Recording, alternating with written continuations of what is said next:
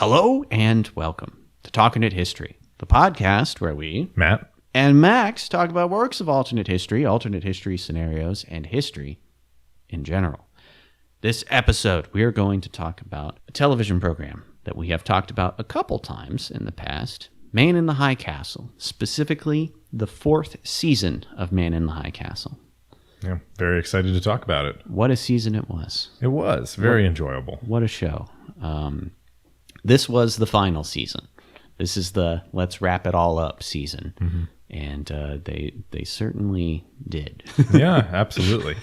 But we'll get to that eventually. But this season blazes some interesting trails in that there's a lot of absences from it. Like the first thing that happens this whole season is our guy, Mr. Tagomi, dies. Spoiler alert. Yeah, it was a spoiler. But I mean, if you're watching this video, you should probably watch the season, or if you don't care, watch it anyway. Yeah. But Mr. Tagomi gets killed at the very beginning. And at first I thought oh, this is going to be a trick or something like that. Because we don't see the actor. We don't see it. We kind of see what appears to be a dead body, and that's it. Yeah. He's for real gone. He is. Well, mostly. He does make some very brief appearances. Like the back of his head. I'm not even sure if that's really him. I don't know. A body double or whatever. There's at least a picture of him that shows up during his funeral. But yeah, he is They're gone. weeping for what could have been in Mortal Kombat 3. Or Annihilation. He wasn't in an Annihilation, Well, it doesn't mean he can't come back. Yeah, exactly. Yeah.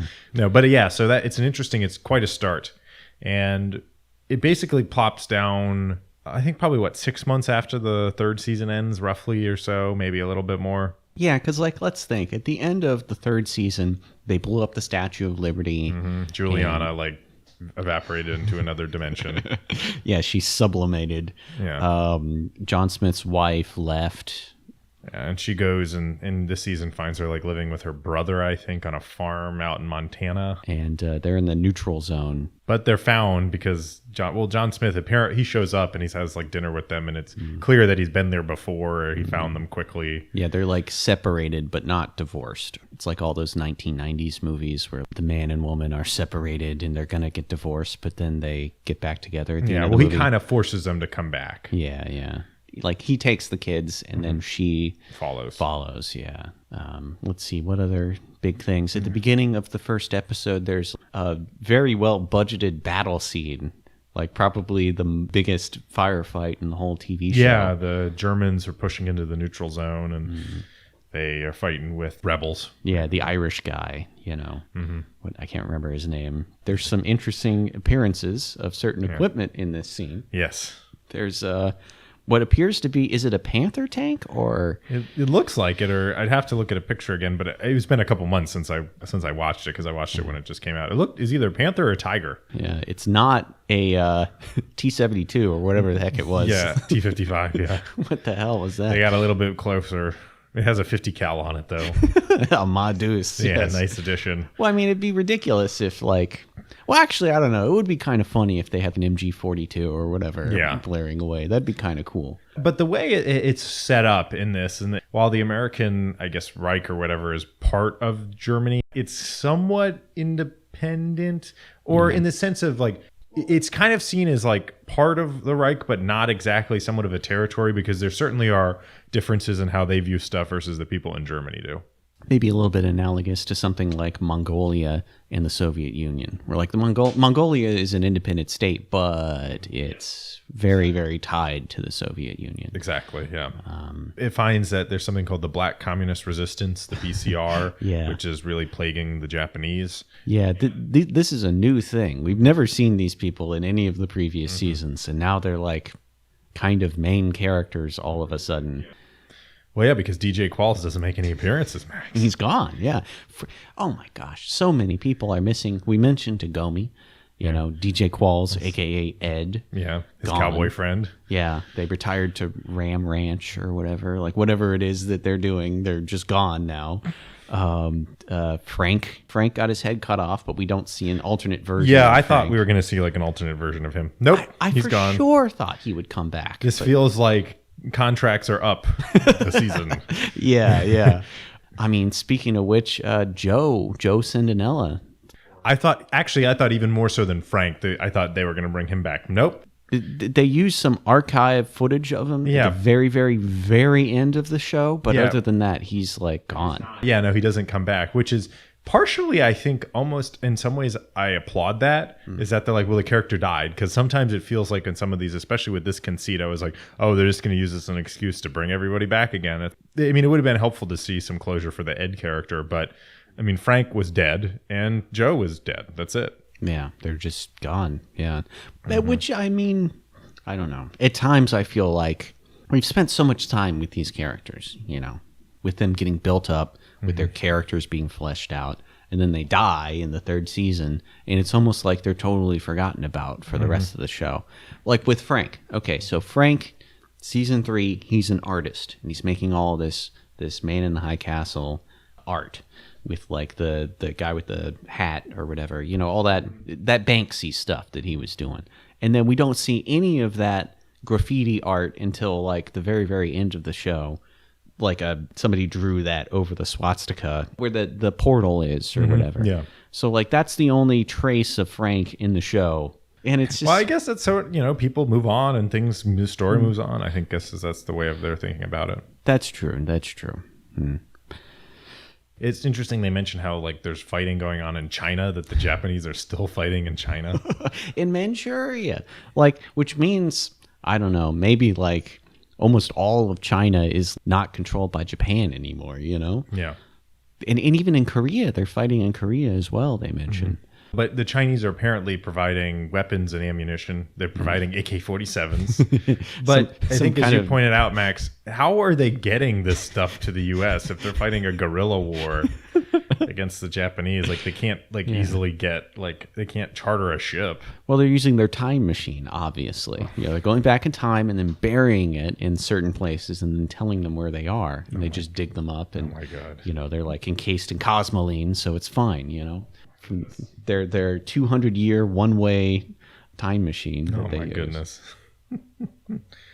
But so yeah, you have this black communist resistance that's causing a whole lot of trouble for the Japanese. Yeah, they like blow up oil pipelines and ships and stuff. I don't know how communist these guys really are, though, because at one point we see one guy making a prayer or whatever, and it's like, what kind of communist are you? They're adopting the, you know, it's sort of the, you know, not all communist, you know, revolutionaries were hardcore atheists or hardcore, you know, they weren't Western. Point. You mean there's like the Western intellectuals who live in big cities in Europe who talk about communism, and then there's, you know, communist revolutionaries. You wouldn't exactly call the Shining Path a bunch of intellectuals, would you? That's true. And I mean, you know, partisans on the Eastern, they're under the umbrella of the Soviet Union, but they're not like ideologically actually buying into all that stuff. We see like a flashback scene. There's this new character named Belle Mallory. She's this black lady who's part of the BCR. She gets introduced to the movement. The leader is this guy named Equiano, which I think is a Olanda Equiano reference. He was like a Frederick Douglass style former slave who wrote books and stuff. Yeah, that could very well. Equiano Hampton, yeah. And we see their like hideout, and they have a bunch of books, like a closet full of books. They have the Communist Manifesto. They have Vladimir Lenin's What Is to Be Done, and a certain other book that I told you about as well. The Revolution Betrayed by Leon Trotsky. Oh, they're boom. Oh my God, these guys are Trotskyists. And don't they also have like the Souls of Black Folk or something like that by W.E.B. Du Bois? That's right. Something by Marcus Garvey. I can't remember exactly what it is, but like an interesting combination of stuff. Almost makes me think maybe they're taking some cues from Harry Turtledove, you know? Because like in the Great War series, there's that communist rebellion that happens in the Confederacy. That's right, the Red Revolution. Yeah. Or Lincoln. They read their Lincoln and their Marx. The Hungary Soviet Socialist Republic. Oh yeah, that's right. Yes. I've forgotten about that. Yeah. Xerxes. That's right. Xerxes and Cassius, yeah. What else? There's a guy named Island who gets his head blown up. He like gets shot by the because Ann Culleton's brother is running the plantation. He's been gassed. So he's like in a wheelchair, and he talks like this, and they like rise up and murder him and stuff. Mm-hmm. They should make a TV show out of the Great War. They really should. I think that has as much potential as a lot of other alternate history stuff. Mm-hmm. And you don't have to shoot it as broadly as the books go. Yeah. But I think that a movie wouldn't make it do, but I think a short series, like a couple seasons or a short, like 10 episodes or something like that. And you could alter things too, because I mean, it's not like this. They always do. This isn't gospel or anything. Yeah. Well, Harry Potter, those books, like they adopted some stuff. Any books? Yeah. I mean, you can never fully adopt a book to a movie because it's just not possible to do that. And maybe you shouldn't, because these books aren't perfect. And then sometimes they do improve upon them, or they shorten stuff. The classic example being The Godfather. I mean, apparently The Godfather is like an okay book, but then they make an amazing movie out of it. Godfather Part 3, an amazing film. It's just wonderful. It's so good. Yeah. I think that sometimes books are usually superior to movies or TV, but not always. I mean, with a book, it's like you immerse yourself in it because you use your imagination the whole time. With a movie, you show, don't tell. Yeah. It's a different ball game. It's a totally different. The medium forces you to do stuff, and some of the world building is just a lot harder to do, I think, too. Right. But so in the Pacific states, I think in previous seasons, Frank was working with some resistance guys or whatever. Remember when they blew up the police station? Yeah. Those guys, totally forgotten. Yep, not important. They're gone. The BCR is now like the only resistance in the Pacific states. Pretty much is what it seems like, yeah. The Kempeitai has cracked down on most of it. Right, yeah. It's revealed that, Mr. Tagomi is murdered at the beginning, as we said, and the government blames it on the BCR. They said, they murdered Mr. Tagomi because he was a official or whatever. But it turns out it was actually a conspiracy inside the government, like a deep state thing. Like, we have to kill Mr. Tagomi because he was going to be in Mortal Kombat Annihilation. Right. Stop it. He was going to merge Earthrealm with Outworld and cause Mortal Kombat Annihilation, precisely. Which will then annihilate our whole civilization. Sector, Stryker, we'd have to have Stryker to come in with his gun and his police baton to save us. No, but they basically think he's too soft on the Germans, so they're going to kill him. Yeah. He's been talking about potentially leaving, like the Japanese going back to the home island and just letting the Americans run themselves.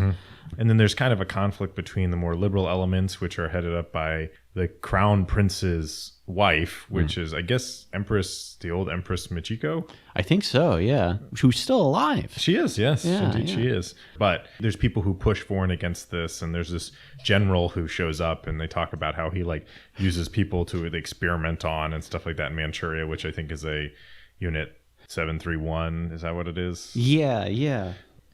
Shiro Ishii. Or like they experimented on all those. That's General Masuda. Yeah. Who they mention fought in Australia. Yes, he talks about we were marching across the desert in Australia. I was like, what the? Samurai Down Under. Remember that story? Oh, yes. That is a great story from, that is one of the best in... Rising Sun Victorious. Yeah. The Emperor Resplendent. Emperor Triumphant. Yeah, that's right. It was very interesting. So this character, he's very brutal, and the BCR want to kill him, so they enlist these other partisans to help, and eventually they actually go and shoot up this auction house that he's at. Because the Empress wants to buy a crappy cowboy painting. It's just some totally generic cowboy painting from Childan. Our guy. Yeah, Bobby Childan. Bobby Childan. He's goofy. What a great character. I love this guy. He's such a milquetoast, He eats barbecue, macaroni and cheese, and cornbread with chopsticks. This is delectable. Oh, so wonderful. God, what an awesome character. Loves the Japanese, so obsequious. It is. Well, I think what's interesting, though, is he reflects, when we think about movies about World War II in occupied France, you either have the people who are either like collaborators, or you have like the valiant resistance who are fighting against. And that's in other things, people imagine themselves like, oh, if I was living in an occupied country, I would clearly be part of the resistance. And I think Childan sort of strikes the middle ground that I think most people who live in an occupied country or territory probably exemplify, which is something in between. Most people are not, bootlickers like, oh my God, this is amazing. I'm so glad that you run our country now, carpetbaggers. Or there are people who are, I guess, resist. But I think most people find something in between. People find a way to survive, and they tell themselves, and he may like this Japanese stuff, but he also has moments where it's clear that he does not like it. Right. But he's not entirely comfortable with what they're doing. So I think that he's interesting because he shows what life is like for most people, where it's like, well, I've got a family, or I've got my life to live, and I don't want to die. I don't want to die fighting the I have my beautiful antique shop that I need to take care of. But I think he shows something really important, which is the reality of people who live under something like this. They may occupy both at various times. They may be somewhat collaborationist at a time, but sometimes resisting. And he kind of does both of these things. And I think that's very important, because most people are like, I use the example of the French resistance. Most of the French resistance in my key apparently was either communist affiliated, or most people may not have been necessarily helping the Germans, but they weren't, most people didn't have a Sten gun hidden underneath their floorboards, sort of thing like that. Well, it's kind of the idea of like how a moderate rebel is a contradiction in terms, wherein like the people who really, really, really resist the ruling government are people who are way outside of the mainstream, like communists, for instance. People who just have normal day-to-day lives, middle class, own a shop or whatever. Their life doesn't work if they're like setting time bombs on railroad tracks and assassinating people. They become outlaws if they do that. Yeah. And it's not endorsing one side or the other, but it's important to know that this isn't that dichotomy. It isn't Red Dawn everywhere you go. I mean, there are people who are in these situations who try and do their best to survive. And that doesn't mean that they like what's happening to them, but they may accept the reality which is true. And the way the Japanese deal with it is, in the way that, the sort of the, I think someone made a really interesting point when I was reading this. I don't know where it was, but they talked about the reality is that certain approaches don't always work. Like Gandhi would not have worked in Nazi Germany. Not to say that what he did wasn't incredible, but it worked because the British could be shamed into it. And a lot of totalitarian dictatorships, like marches in the street are met with gunfire and crackdowns. And so people say, well, maybe I'll do what I can to preserve this tradition. But, I've got 3 kids and a family. I can't go out and die or end up in a labor camp. Like I can't do that. Well, on that same token, like that doing what I have to do to survive and protect my family, John Smith goes through a crazy arc in this season, where, he starts off, he doesn't have his family anymore. Obviously, his son Thomas is dead. His wife has left him with his children, and he's alone. And, he takes his children back to New York, and his wife follows. And it's just this awkward balancing act of he's basically the guy in America for the German Reich. He's like the guy, he's like the Gauleiter of America. And he's not like... It's a very interesting character study with this guy, because he's not pure evil or whatever. But he's he not acts in a pretty ruthless, in a manner that's incredibly ruthless. Yeah. But also the season shows a little bit of his origins. It shows it's like 1946 at some army base in New Jersey. Yeah, Fort Monmouth. At Fort Monmouth, and the Germans are basically coming to take over.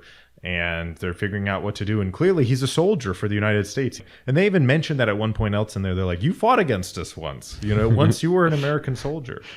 Well, like his Iron Cross says 1947 on it, because apparently he flipped in 1946 and then became a hero in 47. And the funny thing is that sometimes I had an issue with this, but it wasn't a huge problem with this show, is that people act as if, like, they're given the timing. So this is like somewhere between 62 and 64 or 65. So this exists in the early to mid 1960s. So the U.S. is defeated in about 1946, 47 is what it appears, roughly. So 15 years.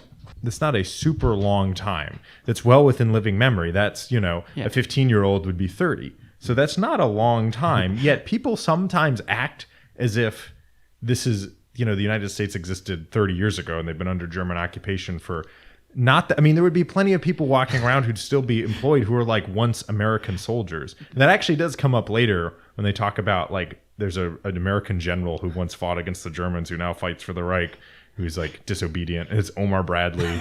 But if the picture of him is not Omar Bradley, looks very different. Yeah. But yeah, that's a very good point, especially in like religious stuff, because you see this department store where they're having like, it's Christmas, but like Nazi Christmas. It's Nazi Christmas. So there's like a statue of what's obviously supposed to be Santa, but it says Odin underneath it.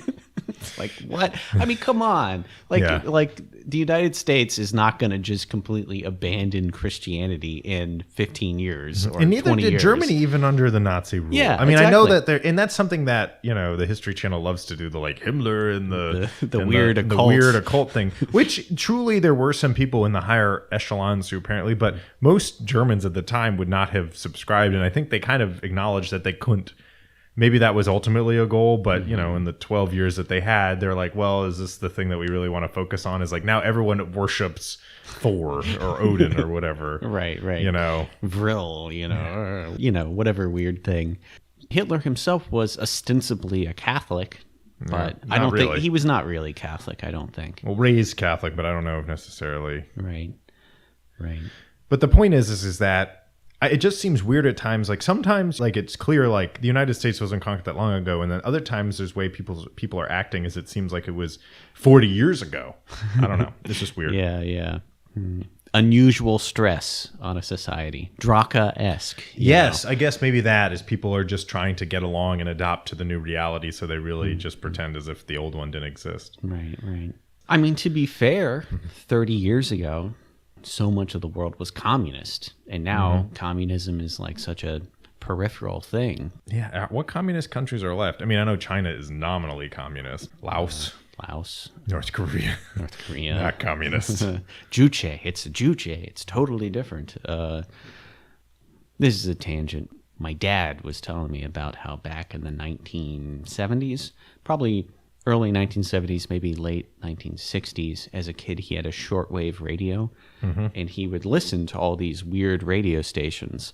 And one of the ones that he listened to was this English language news station that was Hochaist.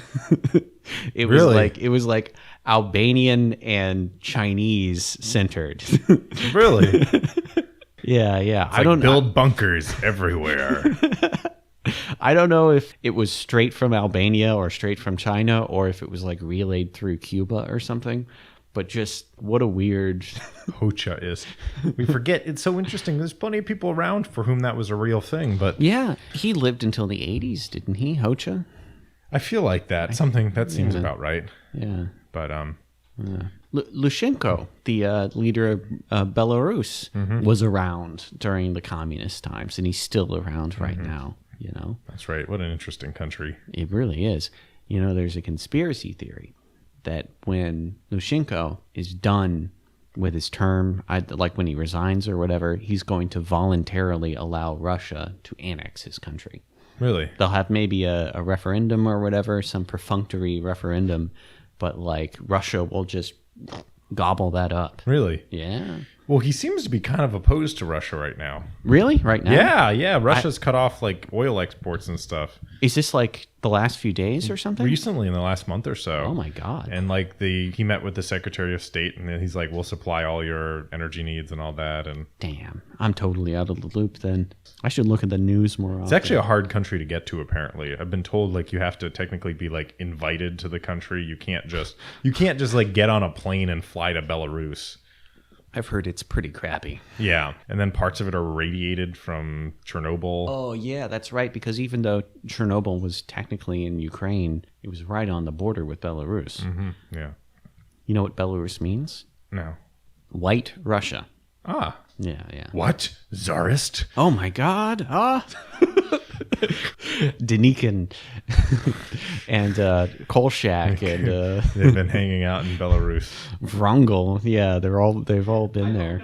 They say they speak Belarusian there, but it must be some form of Russian, is my guess. Well, yeah, that's kind of I don't really know what's true in all this, but Ukrainian and Belarusian are very similar to Russian. But what Lenin would call a great Russian chauvinist would say that, oh, it's all the same. It's all the same language. It's just a dialect.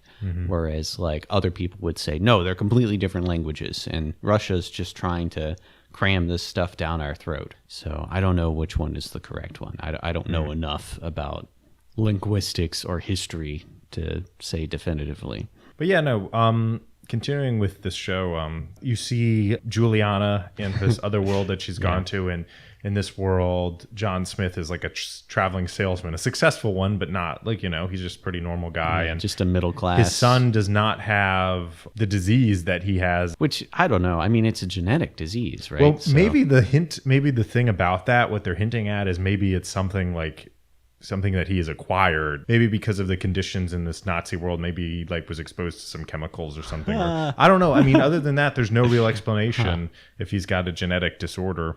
That reminds me a little bit in the Wolfenstein video games, in the first new one, in the reboot one they did recently called Wolfenstein: The New Order. A plot point of all that is that there's building material. It's called, I think, Uber concrete, and it's supposed to be like asbestos, where it's horrible for your body, and it causes all these medical complications or whatever. But it's totally widespread, and there's a big cover up about it, trying to cover up the fact that it's really bad for you.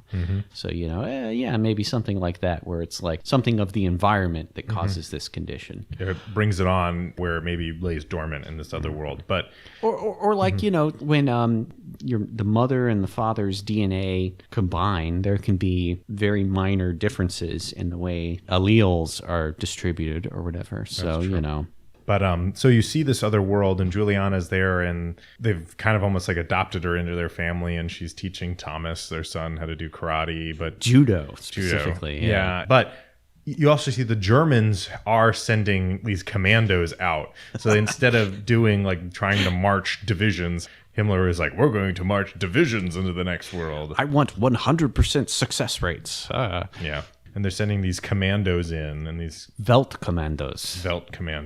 Yeah. Interesting.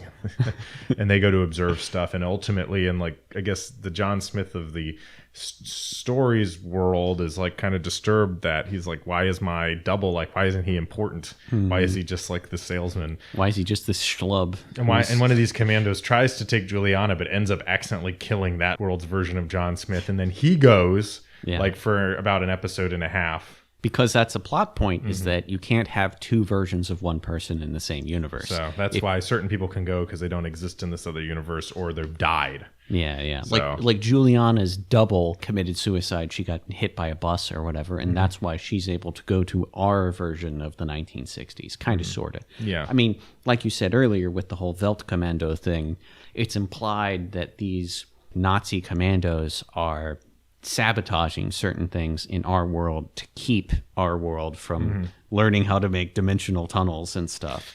But it's the 60s, so they're not even close to that. They don't even have the digital age. I think you pointed out when you were making notes about it, their computers run on vacuum tubes. Come on, get a transistor for God's sakes. Yeah. What are you doing? Yeah, so it's but interesting enough, so John Smith does go for a little while. He puts on those cool sunglasses things. The blue sunglasses, kind of like Batista. Then he marches through to this world, and he sits in there, and he spends time with his family, and he's just happy to see his son. But his son wants to join the Marines to go to Vietnam. That's right. And he's it's all bullshit. Don't. And he shows an interesting side to him, this non-ruthless side of this sadness about his son dying, and war is bullshit. Don't go. And then that causes his son to go, and then he just goes back. Almost like all he really cares about is his family. Everything else is just kind of a nihilistic thing where it's nothing matters but my family, my kids, and seeking my power life. too. And he seeks power as a way to protect them, almost as a way to protect them, right? But in he's a very tragic character. In some ways, but also not another, Well, yeah. I mean, obviously he's made the wrong decisions at certain times, betraying his friends and whatnot. But like, in order to get to that point where he has enough power to be able to finally be free, to get to that point, he had to betray everything and alienate his whole family, and his family hates him pretty much. His kids, like at least his older daughter, has like been exposed to this music when she was in the neutral zone. Listening to vinyl records of jazz has broken the conditioning. Yes. Well, but also she talks about like what happened to black people, and they just won't answer the question. Yeah. They're like, they went back to Africa and they work over there or whatever, which doesn't make sense. Come on. Yeah, exactly. Come on. That's not an adequate explanation. Yeah. Eventually, Juliana goes back and she lands in the District of Contamination. Oh, that's right. Washington, D.C., the District of Contamination, because it was nuked. Yeah, we see a headless Abraham Lincoln, just like Fallout 3. That's another, Or Planet of the Apes. Well, not headless, but he's a monkey. That's Abraham true. Lincoln. He's a monkey in that movie, yeah.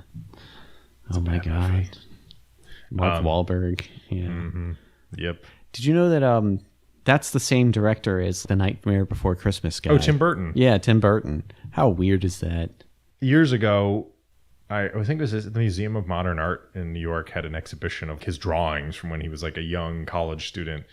And I was looking through them like, these are disturbing. Not like, a bunch of like headless people or weird sexual stuff. It was just weird. It's just weird. It was just like weird things he was drawing and doing. He's a strange guy. Like German expressionists, like Nosferatu style weird, or? It's just weird monsters and things like that. Okay. Drawing. But Kido. Kido is another huge yeah. character. There's an interesting character arc with him. The actor, and God, I wish I could remember his name. He has an interesting name. I think it's like Joel De La Fuente or something. De La Fuente, yeah. I think he's Filipino. Filipino. That makes sense. I was gonna say maybe he's like Peruvian, like Could be, yeah. Alberto Fujimura. Yeah, Fujimura. Yeah. Did you know that the largest community of expatriate Japanese outside of Japan is not in the United States? Brazil. It's in Brazil. Yes. Yeah. I find that really interesting. How crazy is that? For some reason, in the 1900s, just a giant exodus of Japanese people. Because of those like Chinese exclusion acts and all that, was actually it wasn't as hard for Japanese people to get to the U.S. as Chinese people, but still it was easier to get to Brazil. There's a lot in Peru too, as well.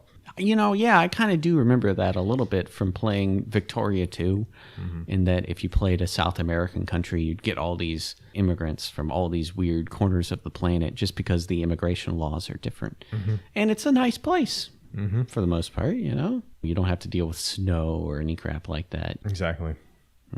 So yeah, and you see this sort of arc is that, so it eventually what it turns out is John Smith, he comes back and it seems like he just did this just to see his son, but then he eventually reveals towards the very end to Helen, his wife, that like his plan is he wants to kidnap the Thomas of that world that he spent time with and bring him back so their family is back together again. I guess like Nazi commanders are going to break into Fort Lejeune or whatever. Yeah. Well, where would a Marine be trained? Paris Island? Paris Island or... Paris Island be in South Carolina, Camp Pendleton in California, one of those two.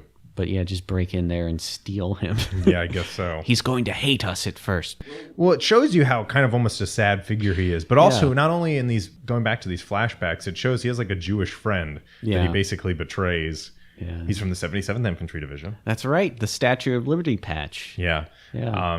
That division is in Hacksaw Ridge. Hacksaw Ridge. That was Desmond Doss's division. Yeah. But...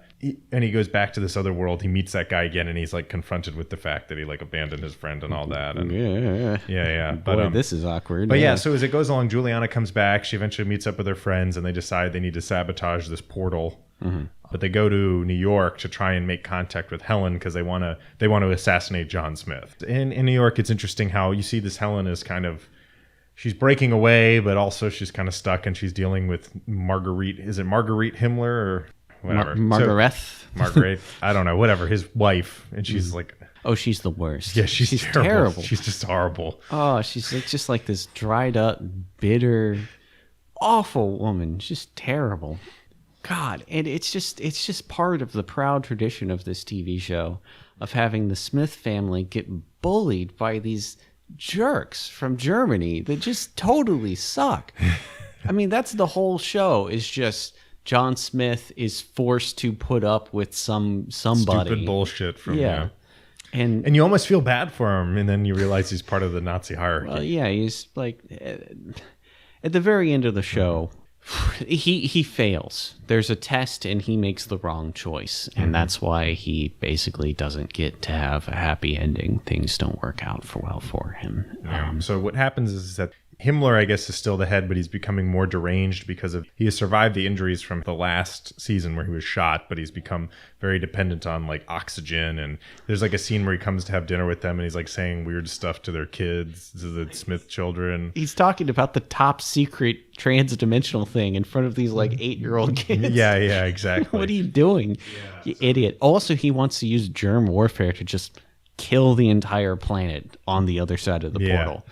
Yeah, exactly. It's just craziness. And there's this other character, Gertzman, who's this not real person who shows up, and he seems like kind of a rival for Smith. He wants to kind of displace him. Ultimately, with Helen Smith, so back in New York, Juliana's trying to make contact with her, and there's this way. So she has this guard, someone from the SD, I think, who's guarding her at all times. So there's also this really mean, terrible lady. And they eventually get a message to her basically telling her this is what your husband's really doing, but they have to fight this lady who really cuts him up bad, but they end up killing her, and then they stab her with her own knife, this bodyguard lady, and then they shove her into a furnace like to get rid of her body. And you feel, and it's funny because obviously it's a TV show, this person isn't real, but you feel like a moment of like like they take her body and like hurl it into a furnace and all that, you know. Reminds me a little bit of the end of Shazam. Oh yeah. Just dunk you into this furnace. Just cram you into a basketball. But and it shows like there's these other resistance people that have been helping them, but a bunch of them die. And what they end up wanting to do is they want to assassinate John Smith and destroy the interdimensional portal. They should really probably get that guy from that Sabra place who just happened to be like, oh, by the way, like, hey, yeah.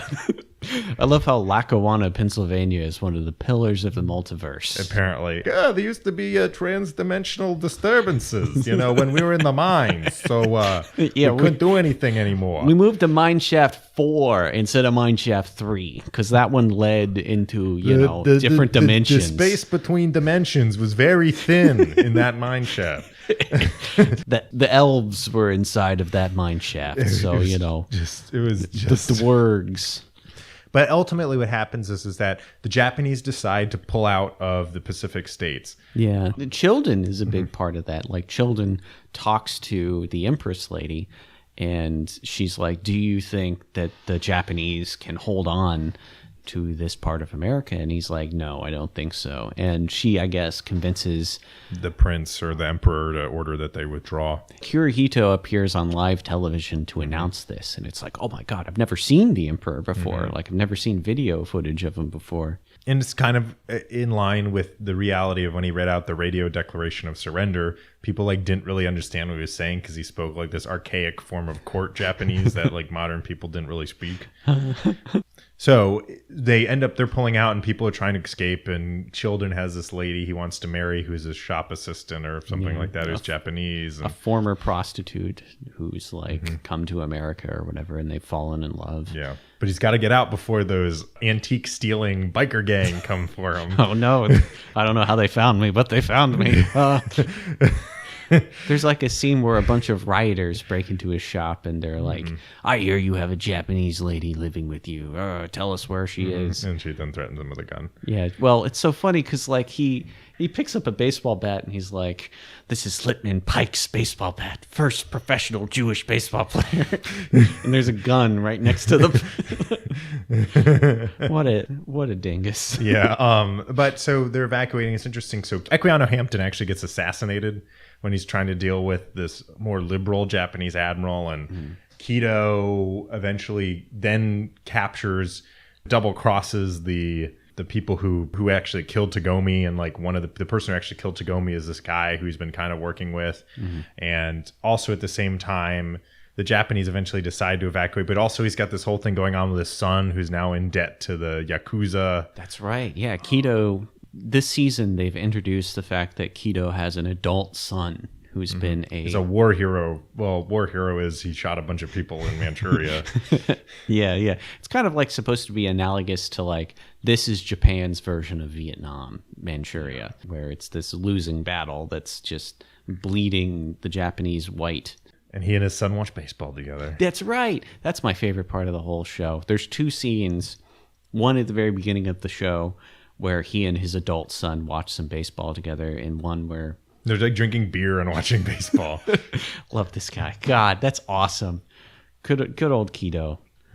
You know, Kido, he watches baseball, whereas John Smith watches football in the alternate world. So 2 sides of the same coin, you know, the American coin. We're not so different, you and I. You and I. But Kido, so ultimately what happens is the Japanese decide to pull out and it's chaos and the BCR takes over and the Germans are probably going to invade now.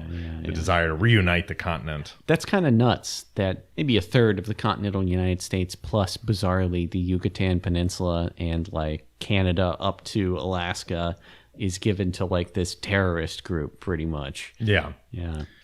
And just what like, happens whatever, is, here you so go. as the Japanese evacuate, it's interesting too, the Yakuza stay behind. Yeah. And there's a really interesting quote where someone's like, well, you're not leaving. He's like, we've put our roots down here. Like, we're not going anywhere. Like, there's money to be made regardless of this is like a socialist paradise or Japanese occupied territory, which I thought was really interesting because that is true, you know. But so Kido then goes on this own personal quest to save his son. But interesting enough, these people keep on showing up and they want to kill him, and they almost do, but he's freed by the BCR and all that. And God, that's right. It's interesting because, you know, and again, as this show challenges you, as you've come to identify this Kido is this very interesting character and you almost feel for him. But at the same time, these people are like, they lock him in that same room that Frank's sister and niece and nephew were murdered in. The BCR is like, there will be no lynchings here, no capital punishment, which is funny because communist movements are not necessarily known for their opposition to capital punishment. To ad hoc just murder people justice during revolutions. Which happens all the time. But it's interesting enough because you feel conflicted as a viewer, and this is why this is such a good show, is that on one hand, you've come to identify as Kido, and you know he wants to save his son, but also these people are like, well, he murdered our families. And that's why they say it, I think, at one point. We want revenge on him. Like, he brutally murdered them for no reason. And you realize, oh, wait, like, you understand, like, both sides of it. And that's what makes it a good show, is it makes you think. It's like, well, who is right? Like, yes, Kido wants to save his son, and he does seem to have the impulse to kind of do what's right. But also, like, he did these really terrible things to some of these people. Yeah, they're like, you want to give Kido a fair trial. He never gave anybody a fair trial in the whole time he was here. Yeah, so. Exactly. He executed people willy-nilly. Yeah. And then the BCR is prepping to try and stop the German attack. And what happens is that in the second to last episode, John Smith is called back to Germany, and you've got this Gertzman, and it looks like he's about to. And it turns out that J. Edgar Hoover's been bugging his house the whole time. Yeah. His wife has said some stuff, or he and his wife have said some stuff that is not good. They play all this incriminating stuff back for the Nazi high command, and it seems like, oh no, John Smith's done, and then he gets called into another room with Himmler, and then he starts insulting Himmler. He's like, he calls him like, you're a failed chicken farmer, like you were nothing. And he's like, Himmler starts to have like this asthma attack, and he starts breathing this stuff, goes to his air, and he's like, what is it? And then John Smith like pushes it over his face and like suffocates him. And the first time I watched him, like, oh man, he like suffocated him with oxygen. But then you see that it's Zyklon B, which is the gas used in gas chambers. It's not blue though. It's totally clear. So maybe it's Zyklon C, you know. Who knows? Then you walk out, and then all the high command is dead. And it turns out he and Gertzman have struck this deal where Gertzman gets to control like the European Reich, but like America's belong to Smith. And then they bring out J. Edgar Hoover, and he just straight up murders him with a knife. He pulls out a SS ceremonial knife and just stabs him. If only he lived, he could have stopped the Yakuza. Exactly, that's right. Organized crime. Where's Tolson when you need him? Where's Dewey? Where's Thomas Dewey when you need him? That's right. But so what happens is John goes back, and he is the head of the Americas, and he decides he's going to crush the BCR, invade, and they're going to attack with all this stuff. And at one point you mentioned, he talks about, we're going to deploy the 500th Airborne. 500 divisions. What the hell? 500th Airborne? Like, I know that like the 101st Airborne and 82nd are pretty high up, but that's just like crazy. You might as well call it the 10,000th Airborne if you Spaceborne. But you see the Germans are basically about to attack. And what happens is the rebels find out that Smith uses a bullet train to go from New York to Lackawanna to the facility there. Not just a normal bullet train, but a rocket-powered bullet train. Yeah. With like big... Disney World, eat your heart out. The monorail on steroids. But so they're going back there, and they basically, Helen gives them information that allows them to ambush. They're going to detonate the track so it goes off the track. It's interesting because she has this final confrontation with John as they're in the train, basically, where she's like, we betrayed ourselves. Like, we destroyed our family. Like, we don't deserve to have Thomas, because he's told her, like, oh, I'm going to bring Thomas back to join us. She's like, we don't deserve this. Like, we've become monsters. Like, we don't deserve what happens to us. They blow the track. The train derails. Helen dies and John's wounded, and they chase him through the woods, and eventually he shoots himself. Yeah. Like Hitler. Like, he shoots himself through the mouth. Or puts a gun underneath his chin. I forget. One of the two. And then the rebels have gathered the last rebels they can find and attack the facility, and they break in. It's so sad. I mean, he's like, that's the painful thing about seeing These Are the Worlds, is that you see all these different versions of yourself, and this is the version you turned out to be. And he says that. He says it's like right before he kills himself, he's like, it's a curse, like, to know what else could have been. And then he like just pulls out his gun and shoots himself right there. I mean, he's done a lot of really, really bad stuff. It's kind of hard to come back from all the stuff he's done. And I kind of like that he wasn't like saved at the end. That he wasn't like, I've come to join you. He's like, he's gone. Like, this is it. Yeah. Like, he, there was no real redemption for him in a sense. I almost thought that he would like go through the portal would get blown up, and he would be in like our world and live with his family. Because I mean, they've deprived this family of their father. Yeah, he got murdered. His meddling has killed this other version of him. It's almost like he's killed himself already, really. Yeah. The good part of him is now dead. Yeah, exactly. Well, and then long story short is the rebels take it, and they get to the... And by the way, before we forget, Stephen Root is here as Hawthorne Abinson. Yeah. He's actually begun collaborating with the Nazi government because his wife is also imprisoned in this same facility, and in order to get visitation time with her, he makes these Twilight Zone episodes, basically. Which are kind of funny, like, in the beginning. Hi, I'm Hawthorne Abinson, and you may know me as the man in the high castle. Here's another one of my terrifying visions of another world. Yeah, and it's like, pretty funny. This guy's like, oh no, I've been replaced by a black man? What? Oh no. Yeah, there was a... Don't let this happen to you. Oh my goodness.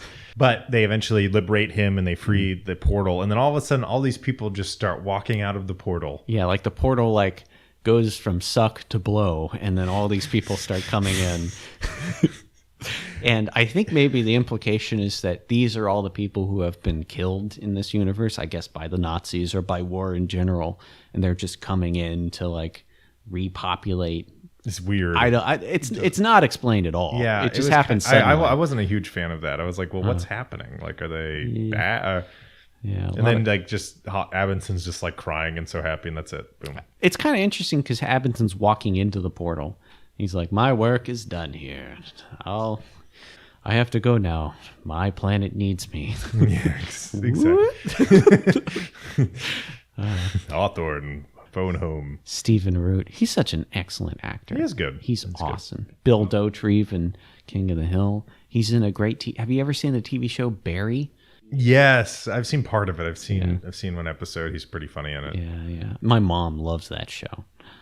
And I like it too. No. So, I mean, it's an interesting fourth season, and there's a lot going on. They do a pretty good job wrapping it up. You're interested to see what the hell is going to happen with this world, because the American Reich has basically broken away from... But how do you undo that damage? It's like, you can't undo it totally. Well, there's some seeds in there, like at the very end. One of the Omar Bradley is saved. Omar Bradley is president of the United States to save the Republic. The black guy who was one of the resistance members from the earlier seasons, but isn't a communist, brings out an American flag, the Stars and Stripes, and like the communist guys are like, that flag never did anything for me. How dare you bring that in here? And it's like, it's a symbol that can unite us together. There's like Wehrmacht deserters who are fed up with the command and are fleeing to the Pacific states. So yeah, I mean, I guess maybe the United States will be united once again, you know? Perhaps, yeah, but they've got a long road to go. But I mean, I guess they had to wrap it up in some way, and I thought it was a pretty good way to wrap the show up. Yeah, yeah. But where's Ed? Where's Ed, where are you? Ed, where are you? Oh, who else? The lesbian filmmaker. Where are you? You weren't here the whole season. The guy, the like advertising executive she worked with, he's in one scene with Abinson doing his TV show. He's like in there for like a minute. My guess is that I guess they wanted to focus on other characters, and I guess maybe they wanted to show like that lady got sent off to like a re-education camp and she maybe didn't make it. She's just gone. Yeah. Or now she's just sitting in a camp somewhere in Germany. Like there's just nothing they can do about that. I guess like, you know, Game of Thrones is kind of like that. There's characters who get killed off and then it's like moving on. They were a main character and now they're gone. It's just, I don't know. It's surprising in a show like this, which was not that way up until the third season. I think the chief criticism of this show, the thing people complained about the most, is how slow it moved and how little happened on an episode-to-episode basis, at least in the first two seasons. Yeah. By 3, that's when things started getting a little bit crazy. Yeah. Tagomi and the magic stick of destruction. Well, that's the problem, is that he left the house without his stick, and that's why he got murdered. Yeah, exactly. If he had that stick, he would have been able to deflect the bullet, but... Oh, God. And like when they try to kill alternate universe Juliana, they use a plastic bag. Just use a gun. Or a knife. Yeah, or a knife. Yeah. Get like just play it off like a robbery gone wrong. A robbery homicide. It happens every day. Yeah. Every single day. Why? Because you need them to go on long enough so that John Smith's double guy, whatever, can come and interfere. Right. Because if you want to do it efficiently, you just go up and stab them. Just, you know. And then steal their wallet and make it look like it was a robbery. Yeah, you're very experienced in doing this in your personal life. Oh yeah, exactly. Yeah. Just joking. Just joking. But it just that's movie logic, because it has to, what they call it, plot armor. Yeah, TV tropes. It's like at a certain point it has to go some way. Like, why does it make sense? Because the plot says it has to happen, so it's just going to happen. I mean, it's right here in the script. I mean, just read it. I mean, that's what happens. So it happens. It was a good show, and I'm glad that yes, it wasn't like you were reading a Peter Saras compilation, but at least it's bringing alternate history to the forefront. I know they have that. They're supposed to have that Plot Against America supposed to come out soon. Yeah, on HBO. The guy who made The Wire is making an alternate history TV show. Is he going to be the one behind that one? Yeah, he's going to be behind it. They got Winona Ryder. They got the guy from Oh Brother, Where Art Thou? George Clooney. Oh, no. John Goodman. Oh. John Goodman, yeah. Cyclops. Let's drop a giant flaming cross on you. What a film. That's a really good movie. I love that. It is. It's the Odyssey. Well, it's the Odyssey, yeah. It's just those Southern... Coen brothers, they're irrepressible. But yeah, there's that TV show. I don't think that the alternate history show that the Game of Thrones guys were supposed to make is ever going to happen. Confederate. Yes, Confederate. Yeah. It's supposed to be about modern day slavery. Yeah, and people got all up in arms about that. It's like, they're not going to do this. This isn't going to be pro-slavery. Yeah, it's not a pro. Yeah, don't be ridiculous. But they're notorious about signing on to projects and leaving them. They signed on to do Star Wars stuff, and they're leaving that. Very true. I mean, honestly, I'm going to be completely honest. I bet that show would have been pretty stupid. Yeah, on 2 levels, because they dealt with the topics already been dealt with. First, CSA. Yeah. Popsy already dealt with. Right. That. Yeah. They at CSA, Confederate States of America, perfectly adapted that. Yeah, I'm being sarcastic, but I mean, it would have been silly in 2 ways. One, the history would have been so dumb. It would have been the dumbest. It would have had no historical perspective whatsoever. Yeah, and also we addressed this, I feel like, in the CSA one where we talked about, like, there's just no way that... And even the Harry Turtledove books, they pretty much, by the 1880s, they have to give up slavery because it just doesn't make any sense. And that's, again, why... That's just one of the many reasons the Draka books kind of fly off into... They're just serfs. Just call them serfs and it'll be fine. Yeah. But, I mean, I'm glad that alternate history is getting more attention. It's not just in the realm of books. Is that people are thinking we can make shows out of this.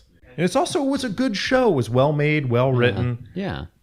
And frankly, as much as it's sad to see it go, they ended it at about the right. I mean, 4 seasons was probably about. Yeah. I'd rather them go out on a strong note than like drag on for 3 seasons and like just become a weird, sci-fi thing. Yeah. That they kind of try and keep the alternate history there. I mean, they're in an awkward position because they have to adapt the book, but the book is so weird because half of the book, we make fun of season 3 being just American Pickers, where Childan and Ed are going around buying stuff. But I mean, that's a lot of the book.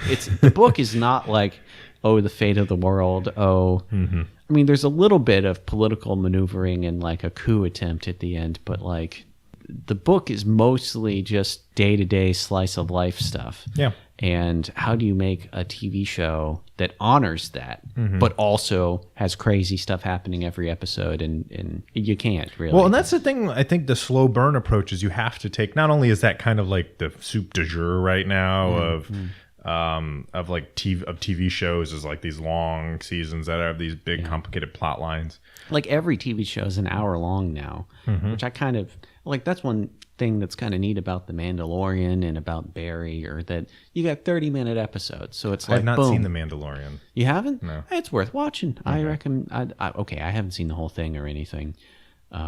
People say it's good. Yeah, it's worth checking out. I mean, but, if you like Star Wars, it's fine. Go ahead and watch it. I mean, yeah. I'm not gonna say I like making fun of it more, I think, sometimes. It's a lot of fun to make fun of Star Wars. There's so many stupid things. Yeah. But back to this is that I think that, but they do good world building in this, and there's decent, and you have to and this is a somewhat believable, minus the dimensional portal thing, way of, takes time to break down, it would just not make sense if it was in one season, all of a sudden it's been 15 years of control by the other side, and then all of a sudden everyone just overthrows them. Like, it takes time and effort, true. And it's a slow chipping away at, a country's hold on another one. And in the ending, I was kind of surprised by how bittersweet it ended up being for me, because it's like, this show has always been something that was like, yes, it was kind of slow, and yes, it was a big slow burn, but I kind of took it for granted, the fact that there would be just more stuff, and it's over now. It's gone. It's done. The die is cast. That's right. Man in the High Castle, no more. Well, yeah, but I think they got what they needed out of it. Yeah, I think you're correct. And man, I got to tell you, there was some great performances in this show. John Smith, amazing. Kido, amazing. Yeah. Juliana, I think she was pretty good. Yeah, they all did. There really wasn't any real super weak points. Ed, just kidding. Yeah. Ed just I didn't believe that kiss. They needed to go on for a couple more minutes, and I think that would have been. Well, that's the thing about DJ Qualls, is that he has recently revealed himself to have been gay his entire life. Okay. Yeah. So perhaps that's the reason why his character became gay in the 3rd season. I don't know. I think maybe a criticism of this season is a few of them just dropped off, and as we talked about, there's nothing. They just go away, and you never hear about them. Gone. And it'd be interesting. I mean, if it was like a one-off character, like, I didn't really need to know what happened to the guy who went like all like John Woo on the 2 bounty hunters. Like, I didn't really need to know what happened to that guy. But they mentioned Sabra. At the very end, there's the BCR guys, and there's other partisans. They mention Atzlan. We're a bunch of Mexican guys, and there's like 2 guys in yarmulkes who are like, and these guys are from Sabra. They've come in here to help us or whatever. So, at least they make some mention of that. But no, it was a very good show overall. I'm glad that they made it. Yeah. Good on you, Amazon, for going out on a limb and trying something out. That's right. And I think you did a pretty okay job of it. Yeah. I think this is one of their most popular shows that's been on Prime, although it's expanded a lot since this. Because I remember this was like one of the first shows that they had like a pilot on Prime, and people were like, "Oh, this is so popular," and that's why the show got made. But now there's so many things on there. So yeah, they've expanded quite a bit. What other alternate history TV shows do you think should be covered? I mean, they should do a Great War short series, I think. Yeah. HBO can make the Drakas. They could really have some fun with that. They could do the Drakas, or they could do another SM Sterling series. They could do the Black Chamber. That would be a much smaller scale story to tell. I don't know. Doesn't he have something called the Peshawar Lancers or whatever? I don't know anything about it though. Yeah, So me neither, really. I know it's like a meteor hits Earth, ends the world, and the British Empire lives on through India. I don't know. that's Let's see. the Texas-Israeli War. The Texas-Israeli War. I think that would be very good. It'd be a nice, a company like Amazon. They'd be like, this is perfect for us. It's got broad appeal. Everyone's gonna love this story. Yeah, everyone's got their copy of it next to them on their bookshelf. Yeah. Keeping it on their coffee table to start conversations. That's right. That would be an interesting conversation. Here's my copy of Hitler Triumphant. Would you like a copy? I've got a couple of them. I give them to my friends a lot. I'm trying to think what else is out there. It would be kind of funny for them to do the Guns of the South. Yeah, I just recently started. People would a trailer for that would get released, and people would be like, "What the?" They'd be so mad. People would get so mad. They think it would be a joke at first. They'd be like, "Oh, this is a joke." Like Confederate soldiers running around with AK-47s. You could almost make it a comedy thing, but it's a good. I mean, you could literally make a good TV show out of it, but it's a little doubtful that they would. No, they wouldn't. It would be too ridiculous. Yeah, people would get so angry about it. It's like you couldn't make Gods and Generals in this day and age. People would get so pissed. Well, where is the last Full Measure? Yeah, come on. Gods and Generals. One day. I can't believe that. I remember when I've talked about that before, seeing that movie in theaters, and I was just like, this movie is just bad. Ted Turner strikes again. Here we go. You think we could ever do an episode about Gettysburg / Gods and Generals? Sure. Yeah. That is a great idea. Maybe one day. Yeah. We'll have to watch it though. Yeah. Well, hey, that'll take like a whole day to watch the two of them because they're so damn long. My Blu-ray copy is over here. Oh, that's right. You did get the. Yeah, I bought it from Amazon. It's got a little booklet that goes along with it. Funny thing about the Gods and Generals, the special features disc has the American flag, but the feature presentation has the Confederate flag on it. So it's like, you know what you're getting into here. God. Although Robert Duvall is very good in that movie. He's perfect. He's absolutely he is perfect. Exactly who should be playing Robert E. Lee in a movie. Stephen Lang is an amazing actor with an amazing... Yeah, just change the beard, change the man. Pickett to Stonewall Jackson to Mudwall Jackson to he's in the Manhunter. Yeah. And he's the guy who gets lit on fire in the wheelchair. And then also he's in Avatar, talking about Avatar in lots of movies. Mm-hmm. There's like 4 more of them set to come out sometime in the next, 10 years or so. I can't wait. Because that's what people were demanding. They were demanding more Avatar. They're like, we want to see the Seed Bearer now. Avatar, the Seed Bearer. Whatever. Who cares? Yeah, exactly. It doesn't. Yeah. Interesting. Well, I think that's about it. Yeah, but it's been a long road. It has. Getting from there to here, it's been a long road, but the time is finally here. Mm-hmm. We've reached the end of Man in the High Castle. Great show, though. Yeah, I enjoyed it.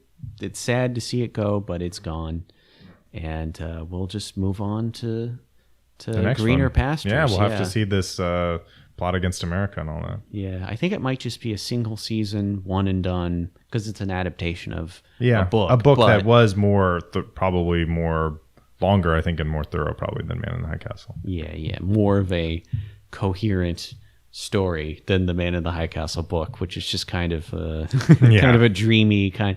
So something funny about the way that book was written, Philip K. Dick used the I Ching or the I Ching to write it. Really? He would have this book open and he would throw the sticks and then look at it and it's like, okay, hexagram 23.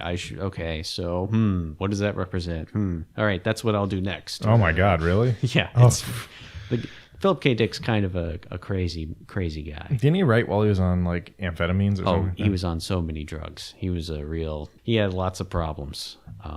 And he has this book called Valis, which is just kind of nuts. He has another book called Ubik, which is just very bizarre. What? Very, very strange. A Scanner Darkly. Remember Oh, that yes. Oh, with Keanu Reeves. with Keanu Reeves, yeah, and not Morton Downey Jr., but Robert Downey Jr. Morton Downey Jr. was like a shock jock from the 80s. Yeah. Screamers, ever heard of that movie? Mm-mm. You did that too. Paycheck, remember that movie? Yeah. Yeah, that was a Philip K. Dick short story. Really? Yeah. Oh, God. He's done a lot of short stories. Minority Report, of course. Yeah. Well, yeah. He did that one too. What was it? A Total Recall. Yeah, we can remember for it wholesale or whatever. Yeah. Do androids dream of electric sheep? Right. And then Blade Runner, which is so the funny thing is it's an adaptation of Do Androids Dream of Electric Sheep, but he also wrote this other short story called Blade Runner that has nothing, there's no similarity between the two. Really? But they were like, Blade Runner is a way cooler name for a story, so we'll just make this movie called Blade Runner. Yeah. Yeah, why not? Well, I think that's about it. Yeah. So, as always, send us emails if you got any questions. And we'll eventually read them. Yes. God, I feel so terrible about that. Yeah. Well, our lives are busy. And I know. Well. Everyone, thank you. Thank you, everyone. And especially thank you to everyone who is part of our Patreon. We don't really mention it very much. Mm-hmm. And we don't really respond to anything that is on it. Or our Reddit. Oh, yeah, that's right. We do have a Reddit. Someone created it for us. /Talkernate History. I don't remember if there's an underscore between those two words or not, but... Just type in Reddit Talkernate History and you'll find it. Yeah, it'll be there. We have nothing to do with it, but we think it's great and it's awesome. Thank you so much, guys, for doing that kind of stuff. It's incredibly gratifying. People are so nice in these comments. Yeah. They are. We appreciate that. Yeah. We're glad that we can, we entertain people. Yeah, so. That is the goal. And if people weren't entertained, then... Are you not entertained? Are you not entertained? Then they'd come and kill us. What we do in life echoes in eternity. That's right. Yeah. Joaquin Phoenix. Joaquin Phoenix here, he's going to stick his tongue out and give us a thumbs down. But, whatever. At the end, we'll go walk through a wheat field.